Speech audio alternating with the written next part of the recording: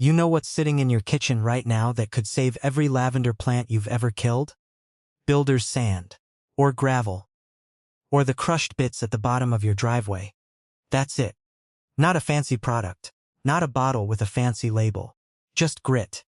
The kind of stuff you probably step over every day without thinking. Here's what's wild. Most of the gardeners who come to me devastate about their dead lavender. The plant they babied, watered religiously, fed with beautiful compost, placed in their best garden spot. They didn't neglect it. They loved it to death. And they spent money doing it. The people who grow lavender that lives for 15-20 years, they mostly ignore it. They give it the worst corner of the yard, the thinnest soil, and forget about it for weeks at a time. And it rewards them with waves of purple every single summer. What I'm going to share with you today are 5 secrets built around the simplest, cheapest household principles. Whether you're growing in a pot on your apartment balcony, tending a kitchen garden behind your house, or managing whole field rows as a small farmer, this is for you. And it won't cost you a thing you don't already have. Before we get into all of this, if you're new here, hit subscribe right now. Every single week, we break down real gardening solutions using things you already have at home. No expensive products, no complicated chemistry. Just what works, from kitchen to field. And I want to know, where are you watching from? Drop your city, your village, your country in the comments right now. Whether you're on a rooftop in Lahore, a backyard in Lagos, a farm in rural England, or a balcony in Sao Paulo. Tell me where you're growing. I read every single comment, and knowing where our community is planted around the world genuinely makes my day. Alright, let's save your lavender. The very first thing I want you to do is throw out everything you've been told about lavender being a delicate, pampered plant. That idea is costing you plants and money every single season. Lavender is a survivor. In the wild, it grows out of limestone cracks in the mountains of southern France, Spain, and Turkey. Rocky ground, blazing sun, months without rain. Nobody out there with a watering can. Nobody mixing in rich compost. Nobody worrying. And those plants, they live for decades. When you bring lavender home and immediately start giving it your best garden bed, the one with the deep, rich, beautifully composted soil, you are essentially handing a street dog a 5-star meal and expecting it to thrive. It doesn't work that way. The luxury shocks it, then kills it. Here's what you need to do instead, and it costs you absolutely nothing. Walk around your garden and find the worst spot. The one where the soil is thin and pale and basically sand. The corner where everything else refuses to grow because the sun beats down hard and there's no shelter. The patch near the wall that bakes all afternoon. The dry slope at the edge of your property. For every other plant in your garden, that spot is a problem. For lavender, that spot is paradise. Whether you're managing a home garden, a kitchen plot, or rows on a farm, the lean, hard, sunny places are lavender's best address. Stop trying to improve those spots for it. That instinct, that generous impulse to give your plants the best conditions, is exactly what kills lavender. Save your good soil, your compost, your careful attention for your tomatoes and your leafy greens. Lavender wants the leftovers. You've heard well-drained soil before, right? And you probably thought your garden bed qualifies. Here's the hard truth. It almost certainly doesn't. Not for lavender. Well-drained, for lavender means something extreme. Something most of us never imagine. Picture water running straight through the ground like it's passing through a fistful of gravel. That's what lavender roots expect. That's what they evolved for. Here's the home remedy fix. And it literally costs pennies or nothing at all. When you dig your planting hole, make it twice as wide as the root ball but no deeper. Take the soil you dug out and set it aside. Now throw away at least half of it. I mean it. Discard it. Replace that half with coarse chunky material. Builder's sand, not the fine play sand from the hardware store, the rough, gritty kind, or pea gravel, or even broken pieces of old terracotta pots crushed into chunks. If you live on a farm, the crushed stone aggregate you use for paths and drainage is absolutely perfect for this. Mix your remaining soil with the gritty material, roughly 50-50, and use that blend to fill the hole back in around the roots. Now here's the next step that most people skip, and it makes an enormous difference. Build a mound. Don't plant your lavender flat with the surrounding ground. Raise it up. Pile that mixed soil into a gentle mound, 2 or 3 inches above ground level, and plant on top of that little hill. What this does is allow water to drain away from the crown, the base of the stem right at soil level. That crown is the most vulnerable part of the plant. When water sits around it, especially in cool or cold weather, it rots. The mound stops that from happening. For home gardeners with pots and containers, the principle is identical. Never use regular potting compost on its own. Always mix it with at least 30 to 40% coarse sand or perlite. You can buy a small bag of horticultural grit at almost any garden center for very little money.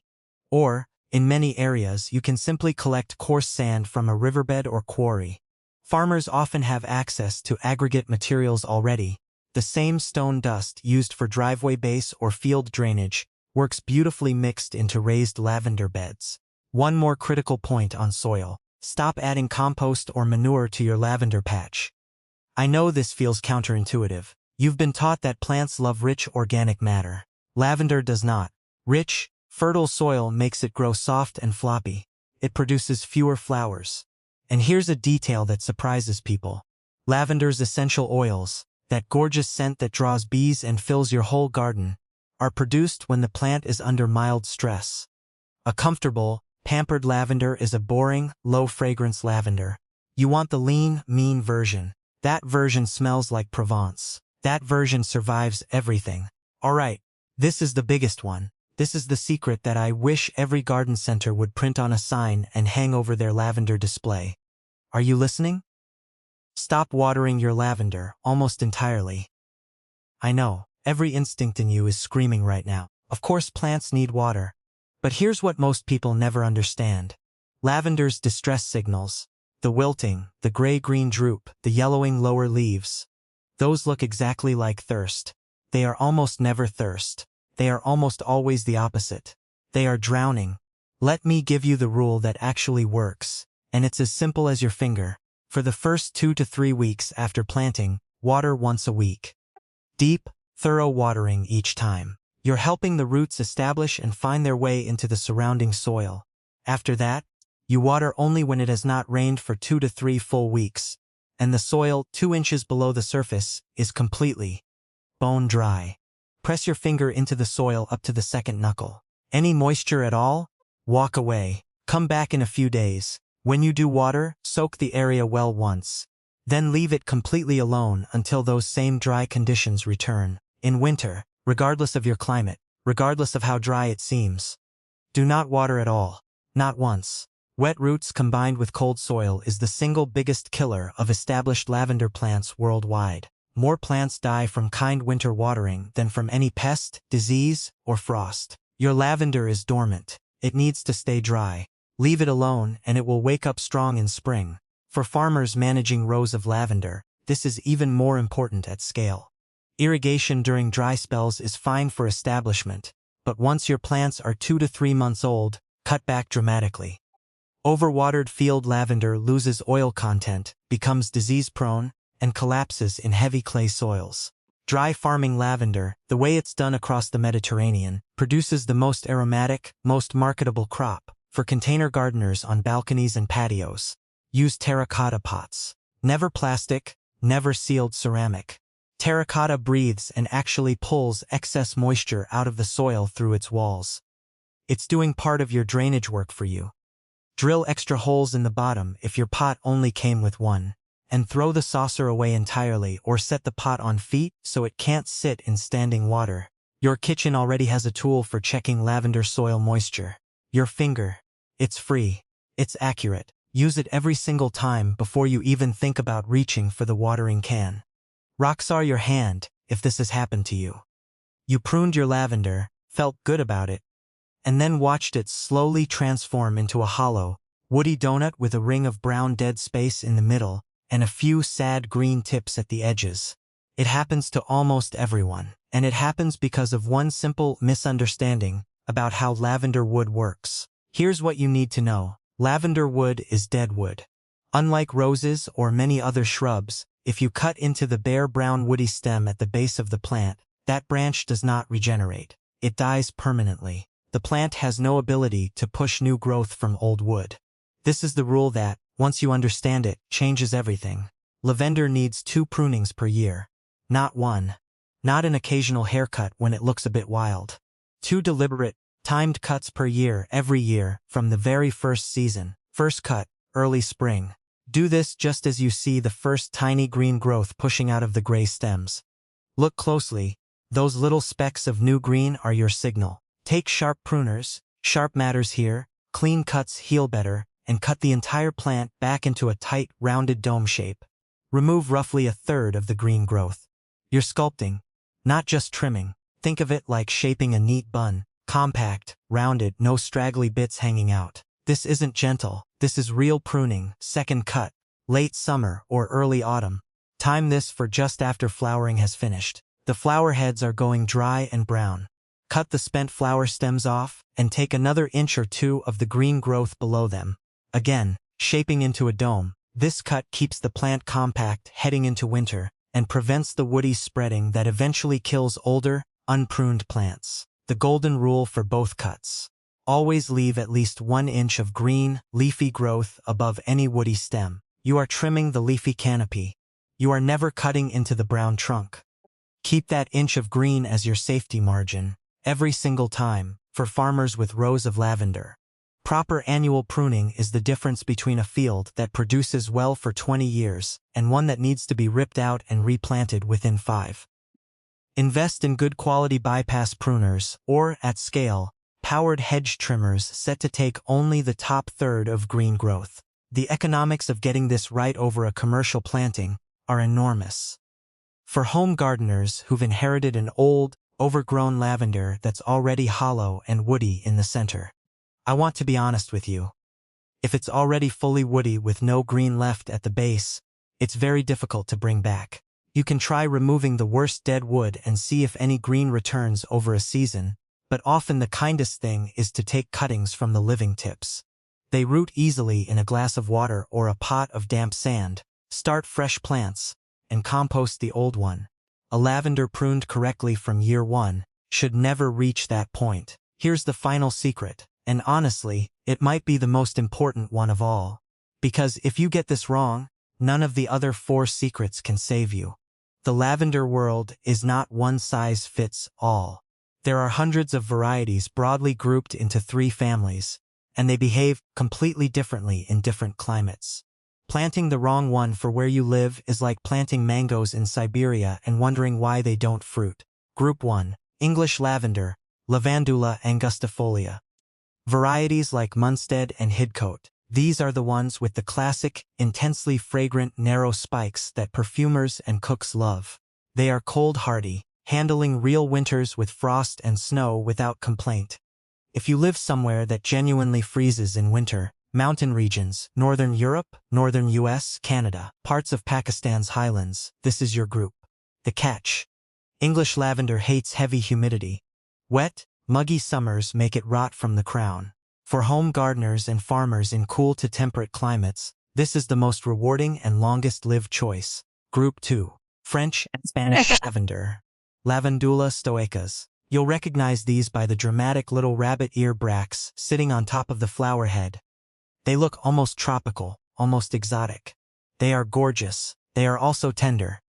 A hard frost will kill them outright. If you're gardening in a warm coastal climate, the Mediterranean itself, parts of South Africa, coastal California, warm regions of South Asia, New Zealand's North Island, they're spectacular in the ground year-round. For cold winter gardeners who fall in love with them, grow them in containers and bring them inside for winter. Treat them as an annual luxury rather than a permanent planting.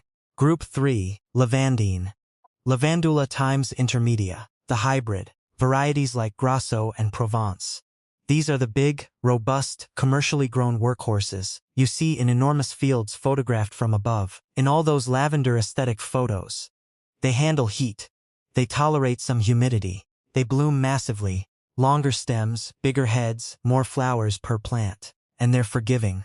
For beginners in most temperate to warm climates, lavandin is almost always the smartest choice because it bounces back from more mistakes than any pure species lavender. For farmers, lavandin, is the commercial standard in most producing regions, precisely because of its resilience and high oil yield.